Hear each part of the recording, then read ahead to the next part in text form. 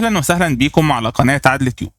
معاكم جرجس عدلي، سينيور الكتريكال تكنيكال اوفيس انجينير، والنهارده ان شاء الله هنتكلم مع بعض عن فاميلي جديده من الفاميليز الخاصه بالنظام البابليك ادرس، وهي الكول ستيشن فاميلي. والكول ستيشن فاميلي بتكون عباره عن ميكروفون بيستخدمه المشغل الاوبريتور في ان هو بينده على حد موجود في اريا معينه او زون محدده، او برضه ممكن نستخدم الميكروفون ده او الكول ستيشن دي علشان ينده على حد في كل الزونز مره واحده. وزي ما ظاهر قدامنا على الشاشه، ده شكل الكول ستيشن في الحقيقه، وده شكل الفاميلي اللي احنا هنرسمها في ال 2 دي، وده هيكون شكل الفاميلي اللي احنا هنرسمها في ال 3 دي. تعالوا بينا ندخل على الداتا شيت الخاصه بالكول ستيشن بحيث نعرف الدايمنشن الخاصه بيها. بعدها هنقوم برسم الفاميلي بتاعتنا خطوه بخطوه على برنامج الريفت. معانا دلوقتي داتا شيت خاص بالكول ستيشن من انتاج شركه هانويل، وده شكل الكول ستيشن اللي احنا هنرسمها النهارده ان شاء الله. لو نزلنا تحت كده شويه هنلاقي دي ابعاد الشكل اللي احنا هنرسمه. زي ما احنا شايفين كده، هو كاتب لنا الدايمنشن الويتس 200 مللي اللي هو 20 سم، واللينس 49.5 مللي اللي هو 5 سم تقريبا، والدبس 200 مللي اللي هو 20 سم. يعني احنا كده عندنا فاميلي 20 في 20 في 5 سم. لو رجعنا مره تانية كده للشكل اللي احنا هنرسمه اللي هو الشكل ده، فواضح كده من الشكل ان الضلع ده هيبقى كده 20 سم، والضلع ده هيبقى 20 سم، واكيد الضلع ده هو اللي هيبقى 5 سم. في الحقيقه الفاميلي بتاعتنا النهارده فاميلي جميله جدا لانها مركبه. يعني لو انت بصيت كده على الشكل بتاعها كشكل 3 دي هتلاحظ ان الشكل، اول حاجه الشكل بتاع القاعده ده، الشكل ده مش منتظم، هتلاقي فيه ضلع صغير وفيه ضلع تاني كبير، فده محتاج يترسم بطريقه معينه. هتلاقي برضو في عندك كده المايك واخد مسار مختلف، فبالتالي برضو محتاج يترسم بطريقه تانية معينه. هتلاقي في الشكل ده اللي هو شكل المايك اللي فوق، وده شكل دائري برضو محتاج يترسم بطريقه مختلفه. فعشان كده النهارده الفاميلي بتاعتنا مميزه لانها فيها اكتر من فكره في رسم الشكل ك 3 دي. تعالوا بينا ندخل مع بعض على برنامج الريفت ونشوف ازاي نقدر نرسم الفاميلي دي خطوه بخطوه مع بعض. دلوقتي احنا دخلنا على برنامج الريفت، وزي ما اتعودنا مع بعض احنا بنشوف الفاينل برودكت اللي احنا عاوزين نوصل له قبل ما نبدا في رسم الفاميلي. فايه شكل الفاميلي النهائي اللي احنا هنرسمها النهارده؟ شكل الفاميلي النهائي اللي احنا هنرسمها النهارده هيكون هو الشكل ده. ده شكل الفاميلي كده في 2 دي، ده 2 دي ريبريزنتيشن بتاعها. لو دخلت على الفاميلي كده في السكشن هتلاقي الفاميلي هتكون ظاهره لك بالشكل ده، والفاميلي دي بتكون هوستد على الفرنتشر. فانا معايا حاليا فرنتشر ليه فاميلي اللي هي المكتب ده، انا عامل الفاميلي بتاعتي هوست عليها، فهي فاميلي هوستد. لو بصينا على الفاميلي في ال 3 دي، ده شكل الفاميلي بتاعتنا في ال 3 دي زي ما احنا شايفينها كده هوستد على الفرنتشر. تعالوا بينا نشوف ازاي قدرنا نرسم الفاميلي دي. اول حاجه زي ما كنا بنقول الفاميلي بتاعتنا هوستد، فطالما الفاميلي بتاعتنا هوستد هندخل من فايل، نختار نيو فاميلي، وندخل على انجلش، ونختار التمبلت بتاعنا اللي هو متريك جينيريك موديل فيس بيست.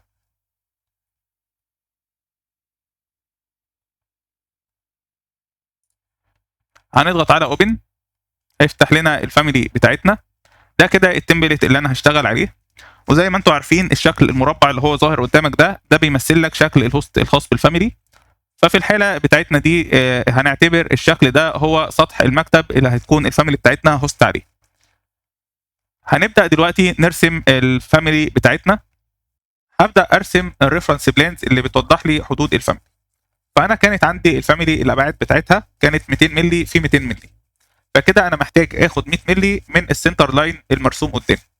فهاجي كده اعمل كرييت ريفرنس بلان، وهكتب الاوفست بتاعي، اختار في الاول بيك لاينز، واكتب الاوفست بتاعي 100 مللي، وهعمل اوفست كده من السنتر لاينز الموجوده دي، هعمل اوفست 100 مللي في كل اتجاه. بعد كده هدخل على الباك، هدخل على الرايت، واعتبر ان انا كده باصص للفاميلي بتاعتي من الجنب اليمين. فانا دلوقتي المفروض هبقى شايف ايه؟ هبقى شايف الضلع الصغير ده والضلع الكبير، وشايف الفاميلي من الجنب. كان عندي الدبس بتاع الفاميلي اللي هو 49.4 مللي، فانا هعتبره 50 مللي. 50 مللي هدخل كده اعمل كرييت ريفرنس بلان، برضو اختار بيك لاينز وهكتب الاوفست 50 مللي، وهعمل كده اوفست من هنا. ده كده يمثل لي ارتفاع الضلع الكبير.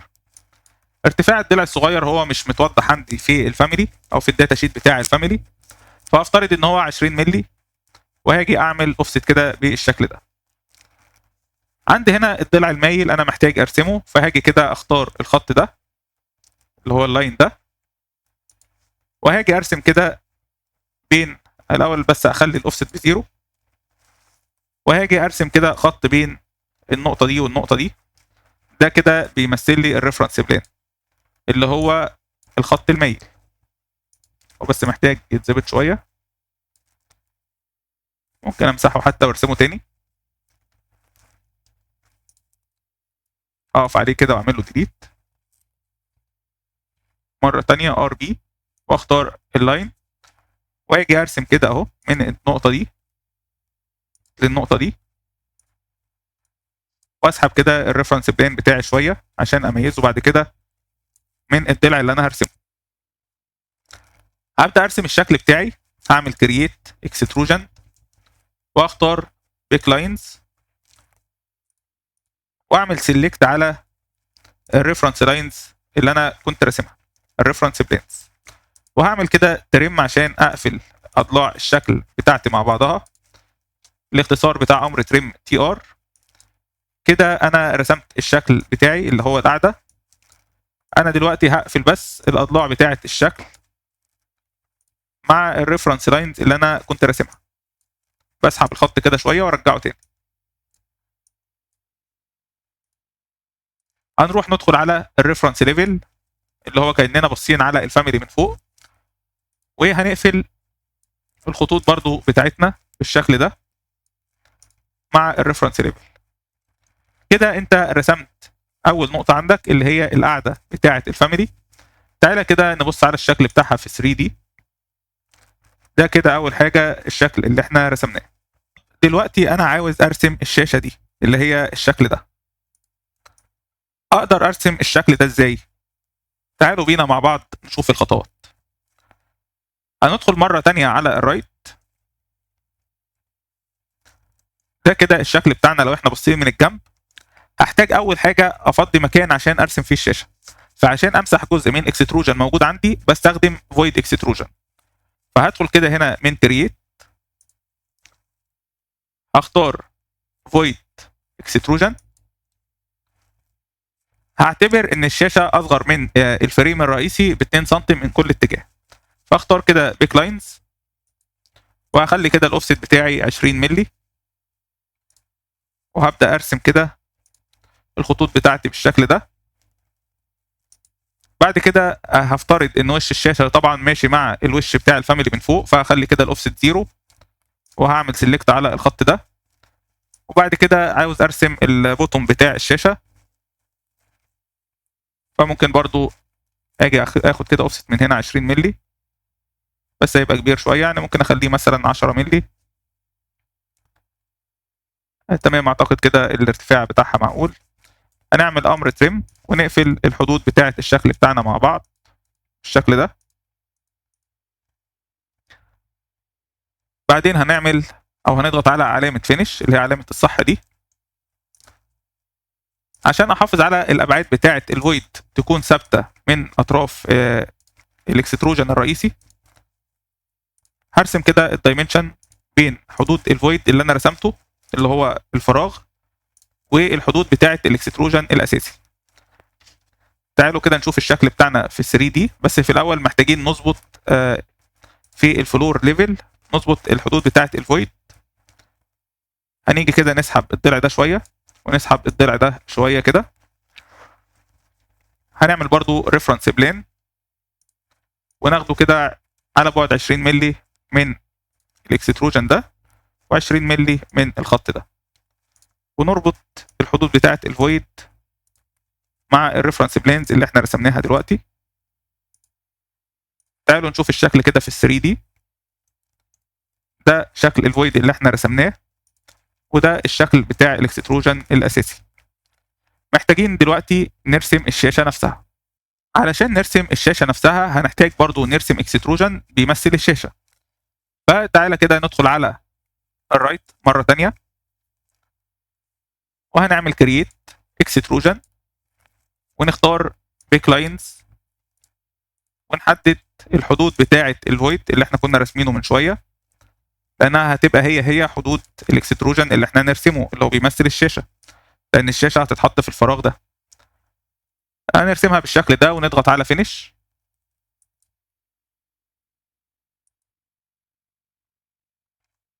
وندخل كده على الريفرنس بلان.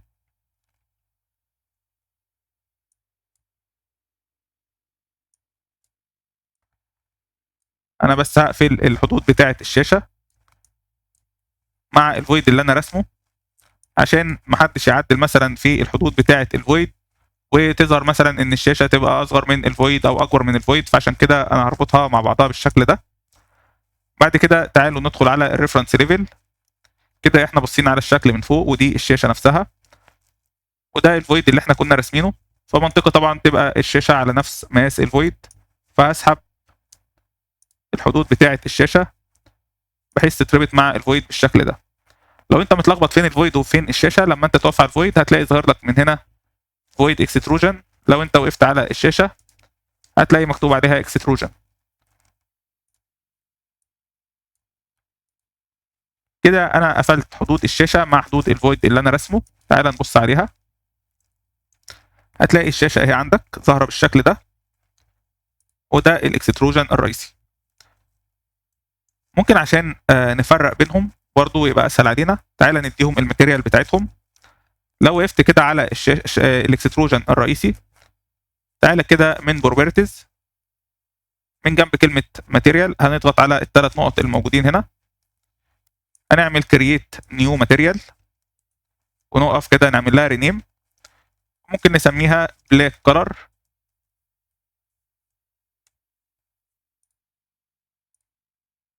ونديها اللون الاسود، وممكن نخففه بس شويه عشان ما يبقاش غامق قوي، ونضغط على اوكي ثم اوكي.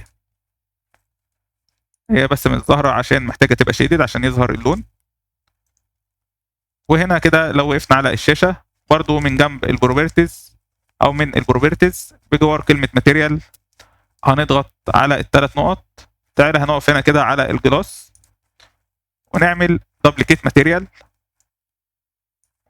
خليها مثلا جلاس داش كول ستيشن، وهنغير في الشفافيه بتاعتها. زي ما انت شايف كده الترانسبيرنسي هنا كانت عاليه، فهنقلل الترانسبيرنسي ونضغط على اوكي. هتلاقيها ظاهره عندك كده بالشكل ده. دلوقتي انا محتاج ارسم الزراير اللي هي من خلالها بقدر انده على، يعني لما بنضغط مثلا على زرار معين اقدر من خلاله احدد الزونه اللي انا هنده فيها على حد في الكول ستيشن. فانا ازاي اقدر ارسم الزراير دي؟ اول حاجه هنيجي كده على رايت. لو انت فاكر كده احنا كنا رسمنا هنا ريفرنس بلان اهو، بس ما ادينالوش اسم. فتعالى كده نديله اسم، هنسمي الريفرنس بلان ده هنسميه 1-1 على سبيل المثال. يعني هتلاقي كده الاسم بتاعه هو اتغير هنا. انا دلوقتي عاوز اعمل ايه؟ انا عاوز ارسم زراير، فالزراير دي هتبقى هوستد على الشكل المايل ده. فعشان كده انا اول حاجه بعملها هدي الريفرنس بلان ده اسم. تاني حاجه هعملها هخلي الريفرنس بلان ده هو اللي اكتف، يعني انا لما اجي ارسم يبدا الرسم يجي لي على الريفرنس بلان ده. فاعمل الخطوه دي ازاي؟ هتدخل كده، او ممكن حتى نخلينا في ال3 دي عشان الدنيا تبقى اوضح. تعالى كده هندخل على كرييت ونضغط على شو ورك بلان. هتلاقي كده الجزء اللي منور عندك هو السطح الافقي. انا عاوز اخليه بقى السطح المايل ده. هعمل النقطه دي ازاي؟ هدخل على سيت ورك بلان، واختار كده الريفرنس بلان اللي انا اخترته، وهضغط على اوكي. هتلاحظ كده بقى الخط المايل هو الريفرنس بلان بتاعك. دلوقتي نقدر نرسم عادي. هنيجي في الريفرنس ليفل وندخل على كرييت اكستروجن وهنعمل علامه الدايره دي، وممكن يعني نصغر حتى الشكل شويه عشان يبقى شكل الزرار مقبول.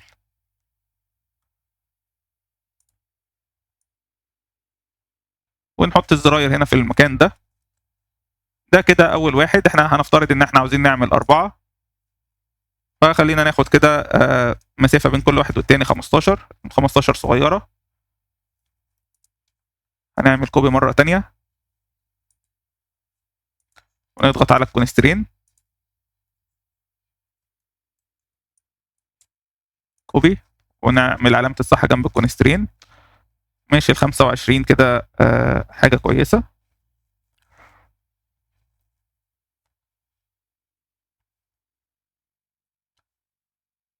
كده انا عملت 4 زراير اهو بالشكل ده. هضغط على علامه الصح عشان اعمل فينش. تعالى نروح كده على الرايت، هتلاقيهم جايين كده بالشكل ده.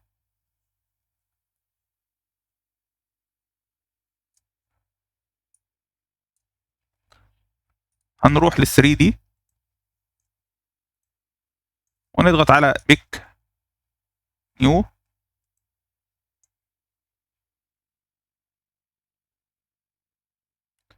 ورك بلان.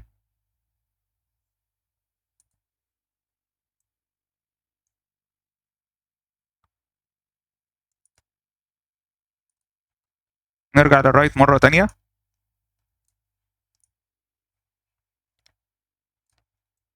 ممكن عشان نظبط الارتفاع بتاعهم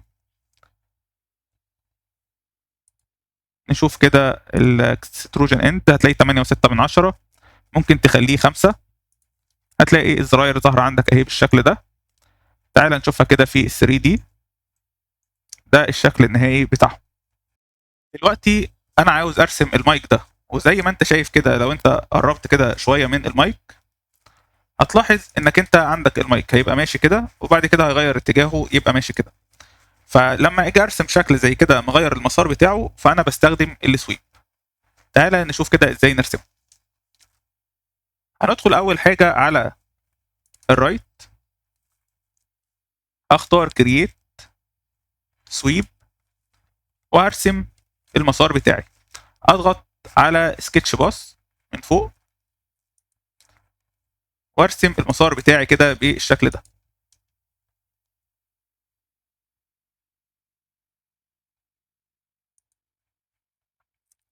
كده انت رسمت المسار بتاعك.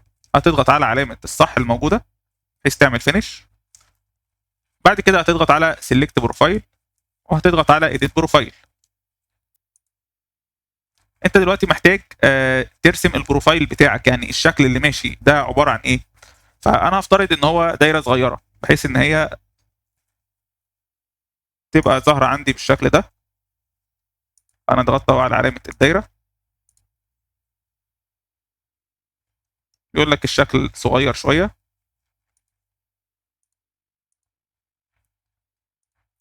تمام، هو 10 مثلا، نجرب كده نخليه 2. تمام، يبقى كده دايره نص القطر بتاعها هو 2 مللي. تعالى نضغط على علامه الصح ونبص على الشكل بتاعنا كده في 3 دي. نعمل فينش مره ثانيه.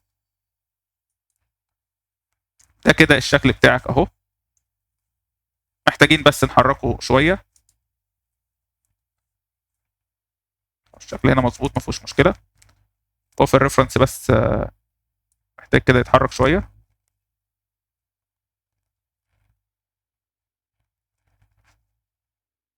حركناه كده شويه اهو في الريفرنس ليفل. تعال نبص عليه مره ثانيه في 3 دي. ممكن كده من كرييت نضغط على شو بحيث ان احنا نخفي الورك بلان بتاعنا. كده اهو شكل المايك بتاعك مظبوط اهو في ال 3 دي، مظبوط عندك برضو في ال 2 دي. كده انت رسمت المايك. فاضل لنا حاجه واحده بس محتاجين نرسمها، هي الجزء اللي فوق ده في المايك اللي هو احنا بنتكلم فيه بعد كده. زي ما انت شايف كده الجزء ده هو عباره عن شكل فيه سيمتريه حوالين محور معين. فلما بيكون في الشكل ده فيه سيمتريه فاحنا ممكن نرسمه باستخدام الريفولف. يعني انت لو اعتبرت ده كده المحور بتاعك اللي هو الجزء ده، هتلاقي كده كأن المايك ده عبارة عن دايرة او عبارة عن مثلا شكل مستطيل كده بالشكل ده بيلف حوالين المحور ده. فتعالى نشوف كده ازاي ممكن نعمل الخطوة دي مع بعض في الفاميلي.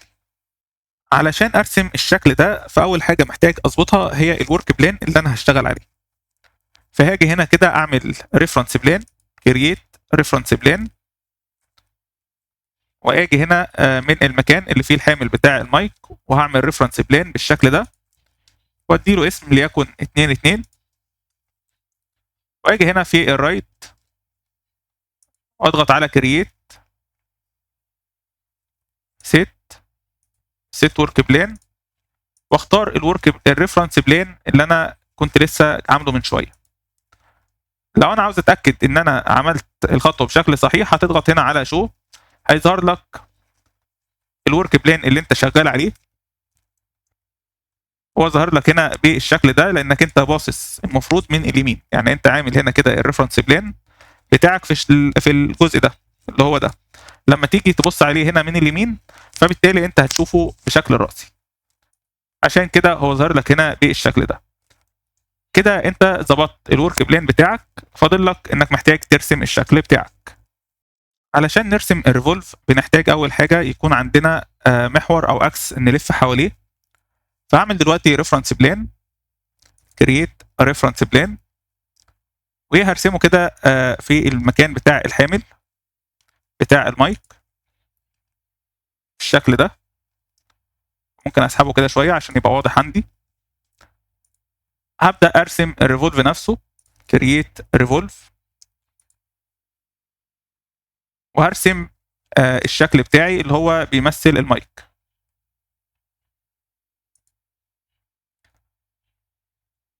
طبعا يعني طالما ما عندناش ابعاد واضحه ليه، فبنرسم حاجه تقريبيه بس.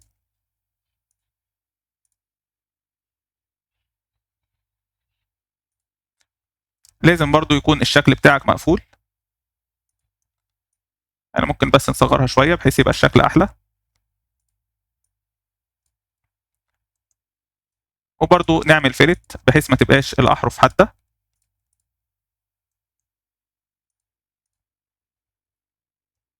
بعد كده هنضغط على اكسس لاين ونختار المحور اللي احنا هنلف حواليه، وهنضغط على علامه الصح بحيث ان احنا نعمل فينش. كده احنا انتهينا من رسم الشكل. لو جينا هنا كرييت وقفلنا الورك بلان، ممكن برضو ندي ماتيريال هنا للحامل بتاع المايك بحيث تبقى باللون الاسود. هنقف عليها ونيجي هنا من البروبرتيز بجوار كلمه ماتيريال، نضغط على الثلاث نقط الموجودين هنا ونديها البلاك كلر، هتبقى بالشكل ده. بكده نكون انتهينا من رسم الفاميلي او الشكل بتاع الفاميلي في ال 3 دي. بعد ما انتهينا من رسم الفاميلي في ال 3 دي، محتاجين اول حاجه نعمل سيف للفاميلي بتاعتنا. انا هسمي الفاميلي جي اي كول ستيشن فاميلي، وهخلي الباك اب بتاعها 1 واعمل لها سيف. هنيجي برضو عندنا دلوقتي الكاتيجوري بتاعه الفاميلي لازالت جينيريك موديل، فعاوزين نخليها كوميونيكيشن ديفايس. هنيجي هنا كده من الفاميلي كاتيجوري، هنختار كوميونيكيشن ديفايس ونضغط على اوكي. هنلاقيها اتغيرت لكوميونيكيشن ديفايس. عاوزين نضيف برضو الكونكتور الخاص بالفاميلي. هنخلي الفيجوال ستايل واير فريم، ونيجي كده نضغط على كرييت، بعدها الكتريكال كونكتور، ونتاكد ان الكونكتور بتاعنا كوميونيكيشن، وهنجيب كده الكونكتور بتاعنا في الوجه ده.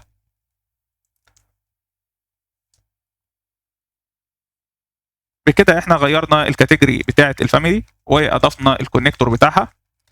محتاجين نضيف البارامترز بحيث ان احنا لو حبينا ندخل اي داتا في الفاميلي. بعد كده بعد ما نعمل لها لود داخل المشروع، زي ما احنا عارفين بيكون عندنا في كل فاميلي مجموعه من الشيرد بارامترز بتقدر من خلالها تضيف اي داتا انت عاوز تضيفها للفاميلي وتظهرها في التاج. فانا عشان اعمل الخطوه دي هاجي هنا كده من الفاميلي تايبس وهضغط على نيو شيرد بارامتر سيلكت اسيت تايب. انا كنت اضفت البارامترز دي في فيديو سابق قبل كده، وفي فيديو كان مخصوص وضحنا فيه ازاي نقدر نضيف الشيرد بارامتر لاي فاميلي. فعشان احافظ بس على وقت الفيديو ما يبقاش اطول من كده، فبالتالي يعني انا هسيب لك اللينك الخاص بالفيديو في الديسكريبشن الخاص بالفيديو ده لو انت حبيت ترجع له. هي عموما مجموعه الشيرد بارامترز احنا بس هنضيفها عندنا ونخليها انستنس بارامتر ونضغط على اوكي. كده انا ضفت البارامتر الاول، اختار البارامتر الثاني اللي هو خاص بالكيبل سايز. انا هنا اضفت البارامتر كتايب بارامتر، لو انا محتاج اعدل النقطه دي بعمل له اديت واختار انستنس. هضيف البارامتر الثالث اللي هو الكوندويت سايز واخليه انستنس واضغط على اوكي. هضيف اخر بارامتر اللي هو الديفايس تاج واخليه انستنس وهضغط على اوكي. وزي ما قلت لك لو انت محتاج تعرف يعني ازاي اضفنا البارامترز دي بالتفصيل، ممكن ترجع للفيديو الاول في سلسله الفاميليز الخاصه بالبابليك ادرس، او الفيديو الخاص باضافه الشيرد بارامترز، وهتلاقي اللينك الخاص بيه في الديسكريبشن الخاص بالفيديو. هنضغط على اوكي. كده احنا اضفنا البارامترز بتاعتنا. فاضل لنا حاجه واحده بس على اساس ننهي الفاميلي، هي ان احنا نعمل ال 2 دي ريبريزنتيشن الخاص بالفاميلي. عاوزين دلوقتي نرسم ال 2 دي ريبريزنتيشن للفاميلي. تعالوا نفتكر الشكل بتاعها كان ازاي. ده الشكل اللي احنا عاوزين نرسمه دلوقتي. هنروح نفتح فاميلي جديده من فايل نيو فاميلي، ندخل على انجلش ونختار متريك ديتيل ايتم. هنيجي كده نرسم هنا القاعده بتاعه الشكل. هنقول ان هي 100 مللي. طبعا يعني هي ما فيش ابعاد دقيقه، فاحنا بس بنرسم حاجه تقريبيه. ونقول هنا مثلا الارتفاع بتاع دي 20 مللي. وتعالوا نرسم برضو الدايره بحيث يكون الدايره يعني نقول مثلا نص القطر بتاعها 100 مللي. وبعدين نرسم الشكل المستطيل ده اللي كان موجود. هنقول ان هو 40 مللي مثلا. وناخد كده الشكل ده نعمل له ميرور.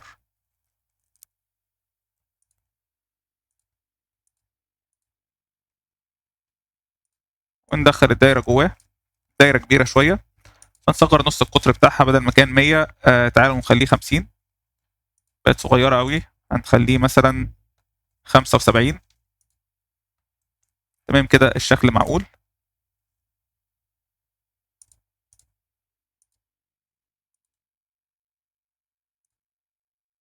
انا بس عاوز اظبط نص القطر او اظبط يعني اللوكيشن بتاعها. نعمل بعد كده الارك. اختار سنتر اند ارك واجي كده من السنتر بتاع الدايره وهرسم الارك ده واسحب الشكل بتاعي هنا كده.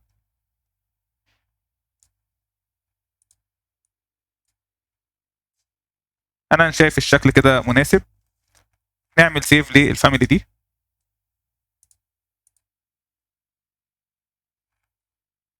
وهنسميها كول ستيشن 2 دي.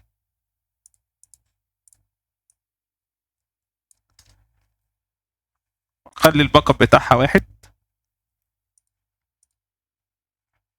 وهعمل لها لود داخل الفاميلي الاساسيه بتاعتي.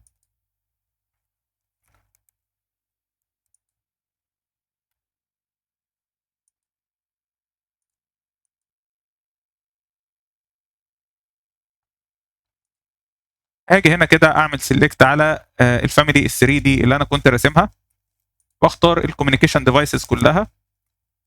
وهاجي هنا كده من جوار الفيزابيلتي اند جرافيكس وهقول انا مش عاوز الفاميلي دي تظهر عندي في البلان والار سي بي،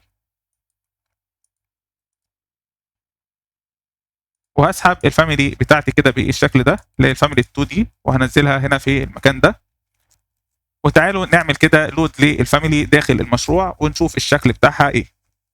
هنعمل لود للفاميلي داخل البروجكت، هنضغط على لود انتو بروجكت ونختار المشروع بتاعنا، نضغط على اوكي. تعالوا كده نروح لل 2 دي، ندور على الفاميلي بتاعتنا هنا. الفاميلي بتاعتنا كان اسمها جي اي داش كول ستيشن فاميلي. هنعمل لها دراج اند دروب. دي كده الفاميلي الجديده اللي احنا رسمناها دلوقتي، وهي نفس شكل الفاميلي اللي احنا بدأنا بيها البروجكت. تعالوا كده نبص عليها في السكشن،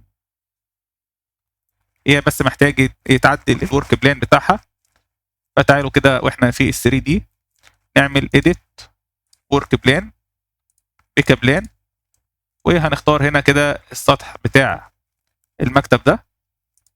هتلاقيها كده هي بقت هوستد على سطح المكتب، او نفس الشكل اهو ال 3 دي اللي احنا كنا عاوزين نحققه، الحمد لله حققناه. نفس الشكل اهو في السكشن، ونفس الشكل ال 2 دي اللي احنا كنا عاوزين نوصل. وبكده نكون اتعلمنا مع بعض ازاي نقدر نرسم الفاميلي الخاصه بالكول ستيشن خطوه بخطوه فروم سكراتش. وباذن الله في الفيديو الجاي هنتكلم عن فاميلي مهمه جدا جدا، وهي البابليك ادرس ريك، وده لان فيها عدد كبير من الافكار باذن الله هنغطيها كلها في الفيديو الجاي. لو عجبك الفيديو ما تنساش تعمل له لايك وشير، واشترك في قناه عدل تيوب علشان يوصل لك كل الجديد في عالم الريفت والبيم. بشكركم على متابعتكم والى اللقاء.